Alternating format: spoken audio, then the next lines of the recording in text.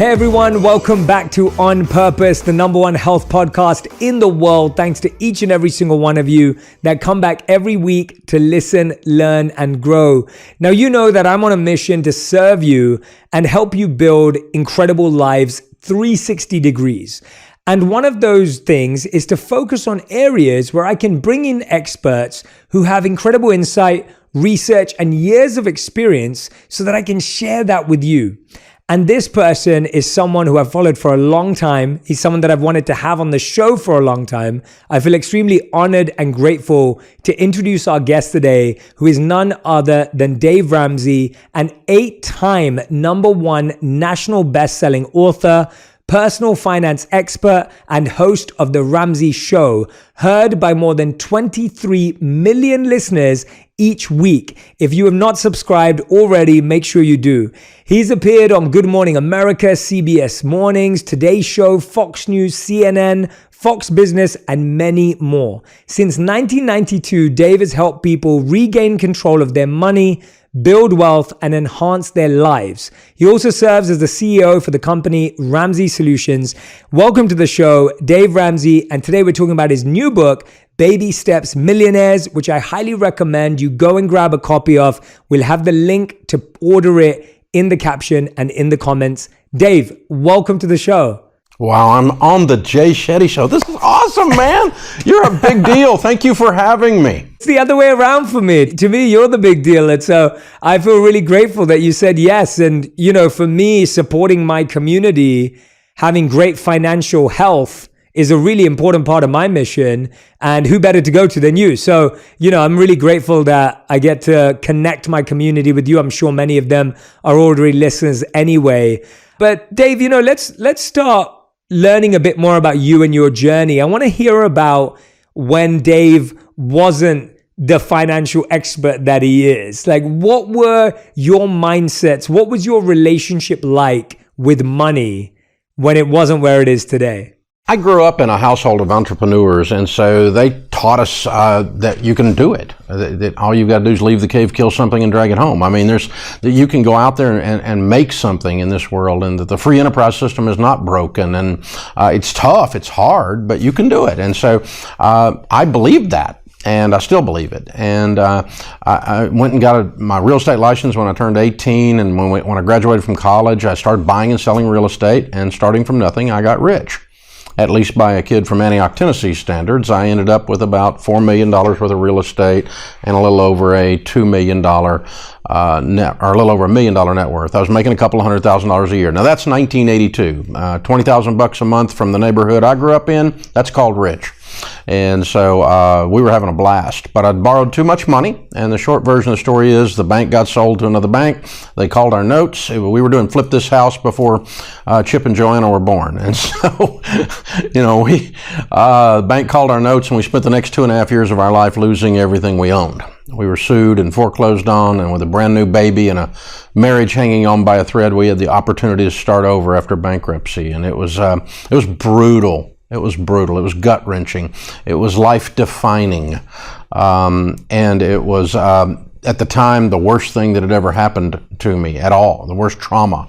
To not be able to keep your word, to have your integrity just crushed by your stupidity. And it was I come from an honor culture, and it's just, it's a horrible thing. And so obviously now 30 years later, I realize it's the best thing that ever happened to me, because I learned a whole new way of looking at money.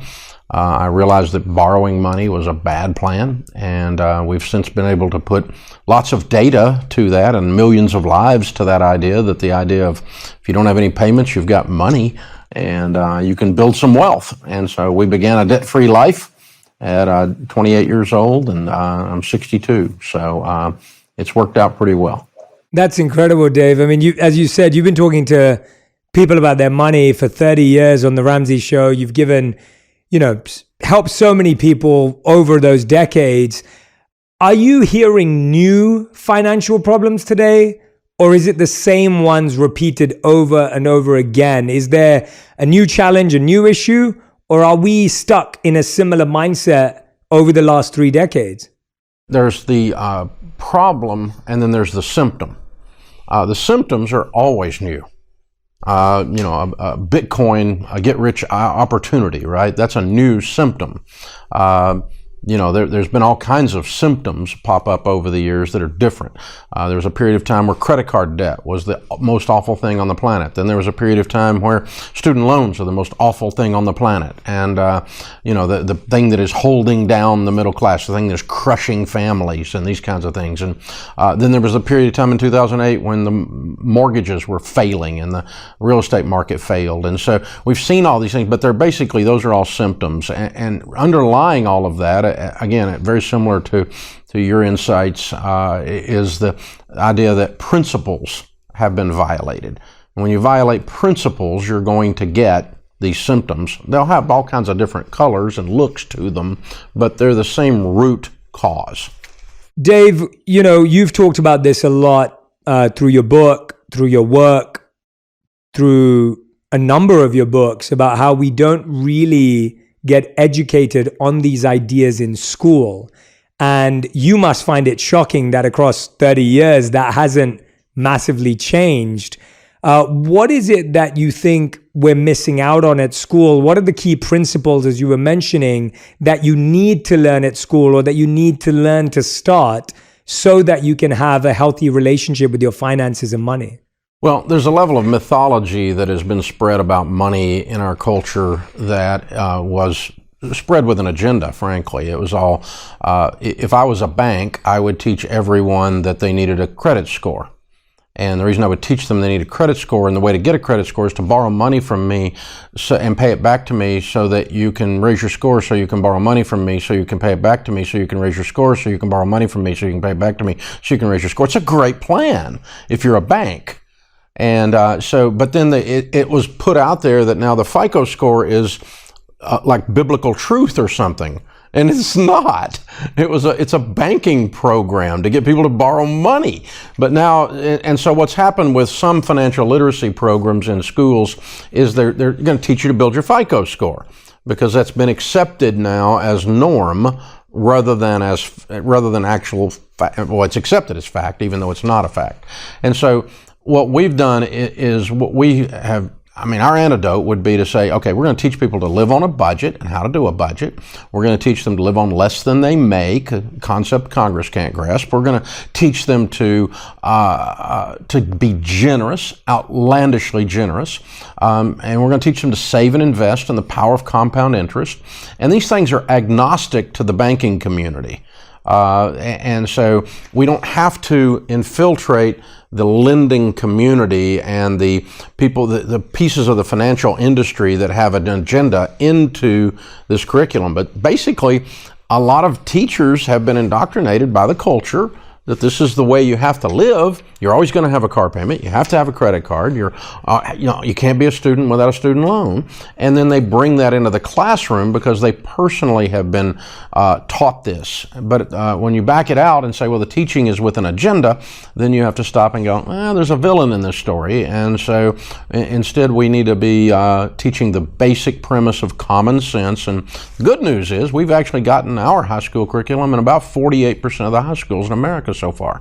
So we're waking up a few people here and there. We're causing a bit of a ruckus, but certainly the banks and those kinds of folks are not happy about that, because we're teaching people not to borrow money. I actually had that experience. So I grew up in a house where my parents never wanted us to be in debt. So I didn't even know what a credit card was, quite frankly, growing up. And we only ever used debit cards. And so when I moved to the United States from London and I went to buy a car, they wouldn't give it to me because I didn't have a credit score. Now, I had enough money to buy that car maybe 10, 20 times if I wanted to, but they wouldn't let me because I didn't have the credit score. And so I had to get into this habit of building up that credit score in the same way. And that was massively different for me because I just never been in that mindset. So when you say that, it resonates with me very strongly, because I just couldn't imagine ever feeling like I owed people or that I was buying things with money that wasn't mine because of the way I'd been raised around it. I mean, what's the craziest financial situation that you've ever heard on the show? Like, what's something that really blows your mind and you go, even this is crazy for Dave Ramsey? The line that we always use, and it's true, is I haven't borrowed money in 30 years, so I don't have a credit score. Mine's undeterminable or zero. And so the joke is, and it's it's the truth. If I go down to a local apartment complex and there's a sweet little 26-year-old apartment manager that is corporate has told her what to do, and they require a FICO score to rent, I can't rent an apartment there. Now, I'm a multimillionaire. I can write a check and buy the complex, but I can't rent an apartment there. Now, that's just asinine. That's just ridiculous. And so that illustrates the absurdity of this. As far as the crazy stuff on the show, oh my goodness. I mean, we do 3 hours a day for 30 years now. I mean, we've had crazy on parade at times. And the thing I have to try to do is laugh, because I've done so many stupid things. I've got a PhD in DUMB. So when somebody calls with something stupid, we just laugh together. I mean, I'm not shaming them, but oh my gosh. I mean, people with I had a guy with $1 million in credit card debt one time. How do you do that? I mean, that was like a full-time job to pull that off. And we've had lots of people with hundreds of thousands of dollars of student loan debt. And they just get themselves in all kinds of stuff. And so, you get stupid on steroids and it just explodes. It gets exponential. And it's really, it's crazy humorous because it's so absurd. But, also while you're talking to them, it's just sad because they're completely trapped. And how am I going to get this young dentist that's in one of our documentaries that's got $1 million in student loan debt? And how am I going to help him get out of that? Oh, it's just heartbreaking. Yeah, I mean, those stories, as you said, I love that you create this open, welcoming space for people to feel heard, feel seen. And like you said, we've all made mistakes.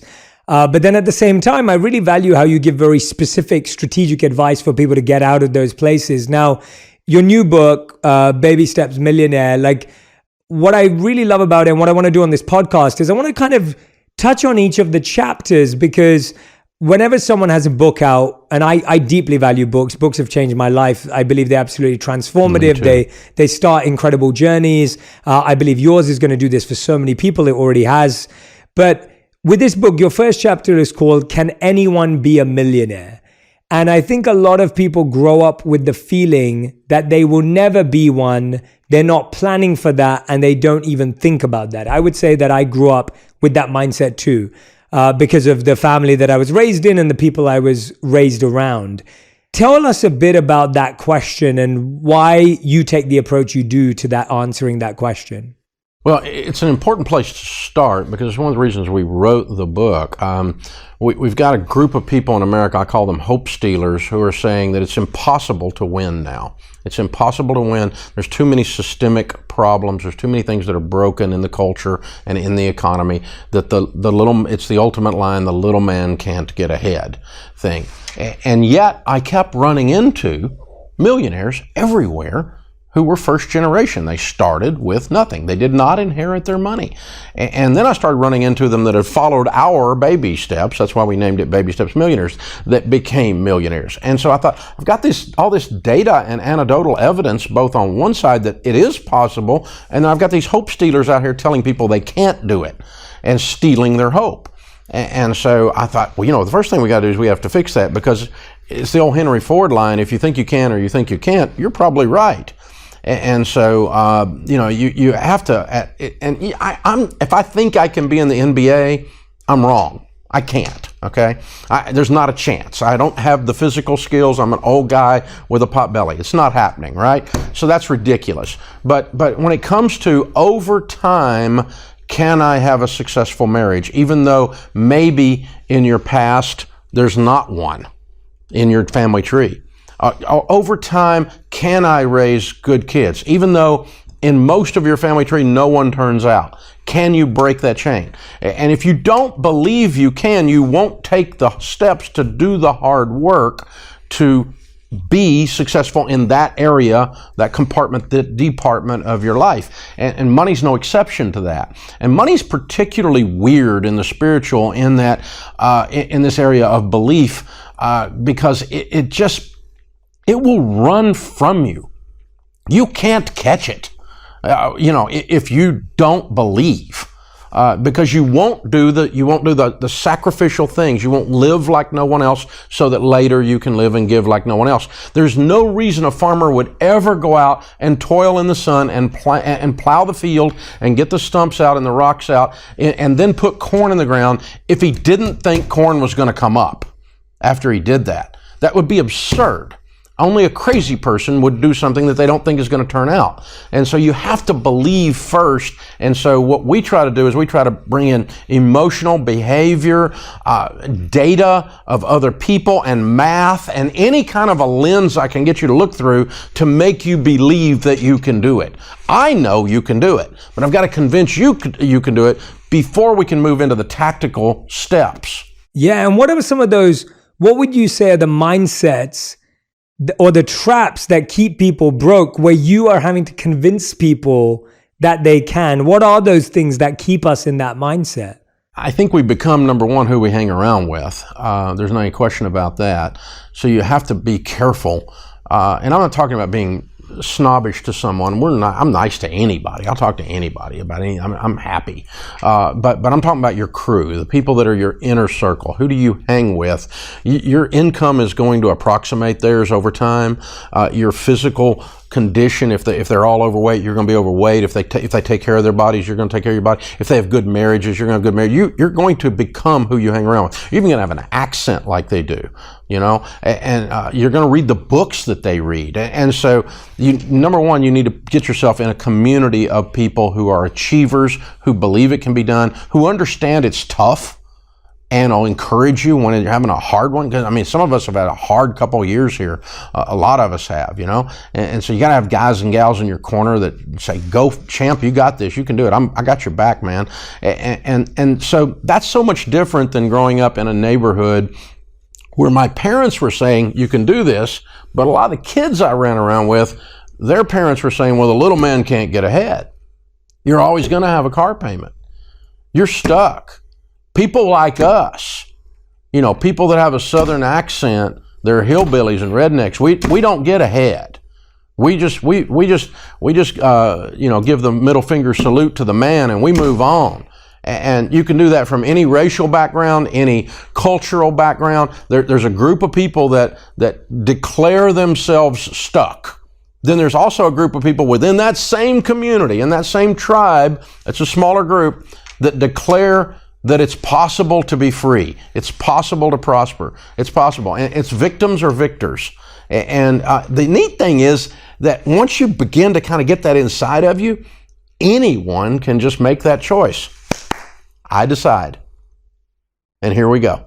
Yeah, I think you're spot on. I think you're absolutely right. And, you know, I know what that feels like because that's the culture I grew up in. I grew up around that culture that didn't believe and that often saw money as evil, or we always believed that people who had money must have done something sketchy to get it, or they weren't really living a life of integrity. And so that was the mindset that was built up for a long, long time that had to be massively unlearned and unraveled. And I wish I had you at that time. I didn't. But, you know, I'm glad that we do today. I think you mentioned spiritual and belief. And what I really appreciated about the book is that the book is filled with knowledge about how to handle your finances, but at the same time, it has Bible verses that can enlighten the readers too. And I wanted to ask you that, why did you think it was important to talk about the Bible and, you know, the Word of God, as well as talking about finances? Like, what was the reasoning behind that? I was fascinated by that. Yeah, that's always sometimes it's off-putting for some folks, obviously. And so I try not to be over the top. It's not a Christian manual on finance, but the books of wisdom in particular, the Proverbs, it can be applied regardless of your faith, regardless of your background or your belief system. Wisdom's wisdom. If Ben Franklin said something, it's okay. You can kind of look at that and think that's possible, right? And he's not in the Bible, but I mean, you see what I'm saying. So, but what we've discovered about personal finance, and I discovered this years and years ago the hard way. When I was doing counseling and coaching with people, when I very first started, I would go in and fix all of their budget and negotiate with their creditors a set of payments that would fit within their income. And they were about to file bankruptcy, but we stopped their foreclosure. We got them on a plan with their bank. And we were right on the edge. We pulled them back from the edge and said, okay, now work this plan. And then I would see them 6 weeks later, and I'd say, how's the plan going? We filed bankruptcy. What? I did 90 hours of work to get that to where it would do. What do you mean you filed bankruptcy? And I started realizing it wasn't math. Math wasn't the problem. The problem with my money is the guy I shave with. If I can get that guy to behave, he can be skinny and rich. Oh my gosh, he's a problem. And so we start realizing personal finance is 80% behavior, only 20% head knowledge. And behavior is a spiritual thing. I'm an evangelical Christian, so for me, I immediately gravitate to the Bible as a spiritual instruction. And there's 2,500 scriptures dealing with money. So whether you're a Christian or not doesn't matter to me. The reason I'm bringing that up is it's an indication of this is a set of behaviors and a set of views, a set of beliefs, a spiritual walk that influences your behavior, and your behavior creates your outcome. Everybody's trying to fix their finances with a math formula. And if you were doing math, you wouldn't be in credit card debt. Yeah, well said. And I'm so happy that you do that as well. I know, from my work, the traditions I studied, spiritual traditions, are such big inspirations to me. And I find so much validity and timelessness in how they apply to today's modern day challenges. Dave, the chapter 2 and chapter 3 talk about what a baby steps millionaire is and how to become one. Can you define to us the difference between a millionaire and a baby steps millionaire? Because I think this is something that a lot of people struggle with. Well, first, it's good to just say the definition of a millionaire is not a Dave Ramsey definition. This is an accounting definition. Personal finance has been taught for decades before I was born. It's a math formula. It's a very simple formula. Assets minus liabilities equals net worth. What you own minus what you owe equals your net worth. When your net worth is $1 million or greater, when what you own minus what you owe is $1 million or greater, you're a millionaire. Well, I don't feel like a millionaire. It's not a feeling. I don't believe anybody ought to be a millionaire. It's not a moral construct. I don't think that's enough. It might not be, but it's still a million. It's still what's there. This is a math formula. And when you reach that, the way you're a billionaire, 1,000 million, is if your assets minus your liabilities. It's not your income. You can make $1 million a year and not be a millionaire. You can make $30,000 a year and be a millionaire. So it's a net worth balance sheet transaction. It's an accounting function. It's not up for negotiation. Now, we can discuss all kinds of things about what a million is and whether it's enough and the moral construct around it. Those kinds of that's a fair discussion to have. But first, you got to admit and just say that is a millionaire. Well, I don't care. You are a millionaire. I talked to a guy today on my show. He just paid off his house and it's worth $900,000 and it's gone way up in value. He's out of Denver and the market's shot way up. And he goes, I don't feel like a millionaire because he got served.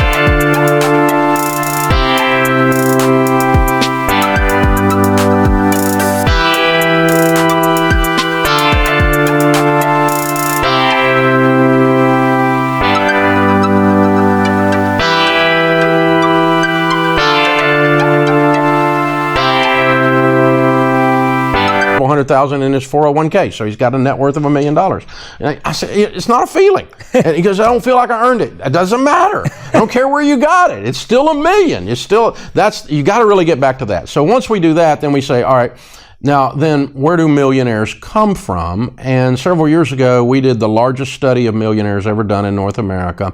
My friend Tom Stanley, who's passed away now, did a book in 1992 called The Millionaire Next Door. And he studied millionaires in 1992, many years ago. And his sample size in the research was 750 millionaires. And the people who did not like the conclusions of his study used the sample size to criticize and say it wasn't valid. Now, those of us that know statistics know that's a valid sample size. That's a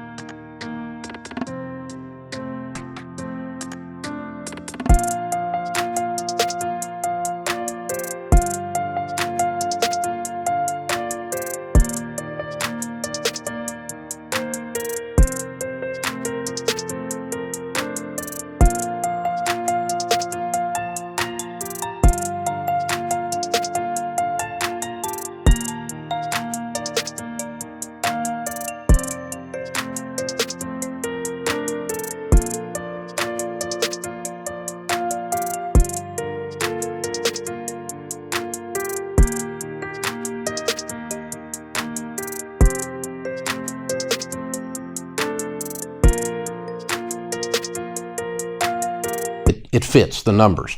But so we decided as a PR part of the study to do 7,500 millionaires, 10 times what was necessary to be statistically significant. 750 is statistically significant. And then we just went overboard and ended up doing 10,167 before we were done. So we've done the largest study, and here's what we found. 79% of America's millionaires, airtight research, data, not a feeling, not a political agenda, not your broke brother-in-law's opinion at Thanksgiving, not how he feels about rich people. None of this. Data. 79% inherited precisely 0. Wow. 8 out of 10. 5% more inherited a small amount like $1,500 or $5,000. Mathematically could not have possibly made them a millionaire. Another 5% inherited substantial money like $100,000, $200,000 after they were already millionaires. So 5 and 5 and 79, we're at 89%. 9 out of 10 of America's millionaires did not become millionaires because of an inheritance. Wow. That's huge. So that's a millionaire. And I'm running into these guys everywhere in 30 years of doing this. And it's screaming at me, this is possible. And they're not rocket scientists. They're not rock stars. They're not 1% of the millionaires in America, you would know their name, meaning that they're on TV or they're a rock star or they're an NBA or MLB or something. You know, they're in that. But 1%, 99% are a teacher and a policeman. You know, and they're a number one category, our number one career was engineer. So then we started hearing from people. I've been teaching this stuff for 30 years, getting people out of debt, getting them on a budget so that they can invest in their 401k, so they can pay off their house. And they were following our baby steps in becoming millionaires. So we had first generation millionaires, everyday millionaires we called them.